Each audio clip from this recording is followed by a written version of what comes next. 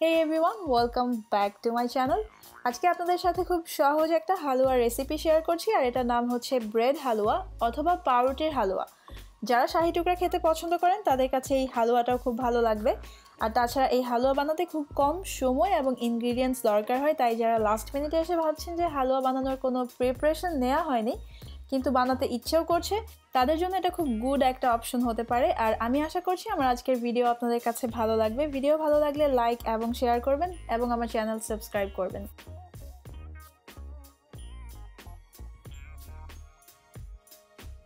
হালুয়া বানানোর জন্য বেশ বড় সাইজের 6টা পাউরুটির স্লাইস নিয়েছি এবং সাইডের ক্রাস্টগুলোকে কেটে নিয়েছি।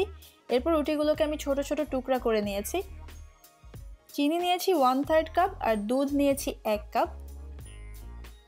পেস্তা বাদাম, কাঠবাদাম এবং কাজু বাদাম আমি কেটে নিয়েছি। আপনাদের পছন্দ মতো যে কোনো বাদাম ইউজ করতে পারেন। ঘি ইউজ করব 2 টেবিল চামচ। 1 চিমটি লবণ এবং 1/4 চা চামচ এলাচের গুঁড়া নিয়েছি। এখন চুলায় লো আছে একটা প্যান বসিয়ে দিয়েছি। এর মধ্যে প্রথমে আমি ঘিটা নিয়ে নিচ্ছি। এখন আমি বাদামগুলোকে প্রথমে একটু হালকা ভেজে নিব। লো আছে রেখে বাদামগুলোকে আমি প্রায় 30 থেকে 40 সেকেন্ডের জন্য একটু নেড়েচেড়ে ভেজে তারপর তুলে নেব।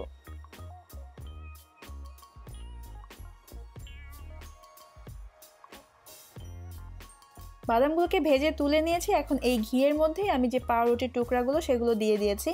পাউরুটির টুকরাগুলোকেও আমি একটু হালকা ব্রাউন করে ভেজে নেব।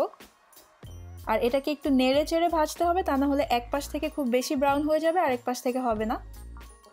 রুটিগুলোকে ব্রাউন করে ভেজে নেওয়ার পর এর মধ্যে আমি দুধটা দিয়ে দিচ্ছি। আর দুধ দেওয়ার পর রুটিগুলো নরম হয়ে যাবে। এটাকে ভালোভাবে নেড়ে চেপে চেপে স্ম্যাশ করে নিতে হবে।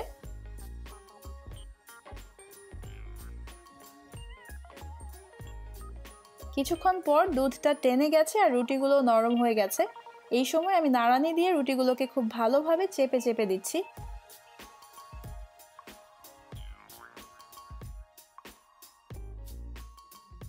রুটিগুলোকে খুব ভালোভাবে স্ম্যাশ করে নিয়েছি আর দুধটাও প্রায় পুরোটুকুই টেনে গেছে। এই সময় এর মধ্যে আমি চিনিটা দিয়ে দিচ্ছি। চিনি দিয়ে একটু নেড়ে নিচ্ছি আর চুলার আঁচ লো থেকে মিডিয়াম করে দিয়েছি।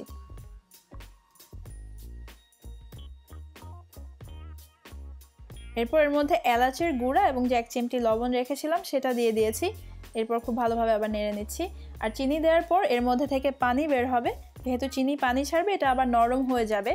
এটাকে ভালোভাবে নেড়ে নেড়ে এখন আমাদেরকে চিনির পানিটা শুকিয়ে নিতে হবে। আর মাঝে আমি একটু ফুড কালার ইউজ করলাম। আমি এখানে অল্প অরেঞ্জ ফুড কালার সামান্য পানিতে গুলিয়ে নিয়ে দিয়ে দিয়েছি। আমার কাছে কালারটা খুব বেশি সাদা মনে হচ্ছিল তাই আমি কালার ইউজ করেছি, বাট এটা অপশনাল, আপনাদের কালার ইউজ না করলেও চলবে। এখন আরও বেশ কিছুক্ষণ নেড়ে চেড়ে হালুয়াটাকে শুকিয়ে নিব। হালুয়াটা অলমোস্ট হয়ে গেছে। এই সময় আমি বাদামগুলো দিয়ে দিয়েছি। বাদামগুলো দিয়ে আমি বাদামগুলোকে নেড়ে চেড়ে খুব ভালোভাবে হালুয়ার সাথে মিশিয়ে নিব। এরপর আমি হালুয়াটা চুলা থেকে নামিয়ে নিব।